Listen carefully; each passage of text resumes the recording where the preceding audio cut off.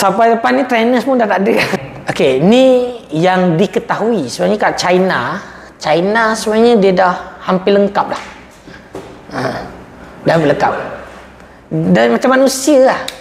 Itu yang ni kat China. Cuma mungkinlah ada lagi lah cici robot tu ada. Cuma dia dah hampir, dia kata hampir lengkap.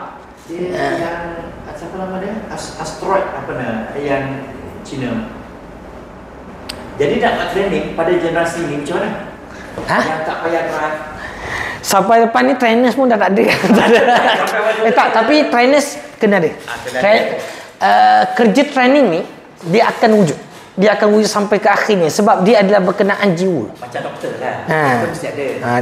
Doktor kemungkinan boleh tak ada. Doktor mana? Doktor psychological memang akan sentiasa ada, tapi doktor medical dah tak boleh. Dia akan guna robot. Yes. Kan operation lagi precise guna robot berbanding manusia. Apa lagi? Doktor yang paling dahsyat lagi bukan doktor apa? Kosmetik. Lepas ni apa bahan-bahan kosmetik tak guna dah. Dia guna pigmentation, dia guna laser je depan ni. Untuk betulkan kulit muka ke apa bagi tu kan. Kan ni macam jerawat ke apa kan sekarang ni sapu krim ke apa kan. Akan datang dia guna laser je. Lepas ni macam mana nak cipta makanan dia lah. Sebab dah tak ada kerja nak beli makan. Makanan pun telah diciptakan secara robot. Cipta mana makan tu bagi seorang makan je lah.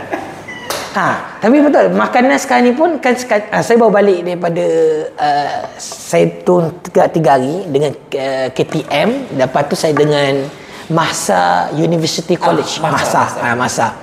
Saya jumpa dengan dia punya dekan semualah dalam bidang lah semua. Dan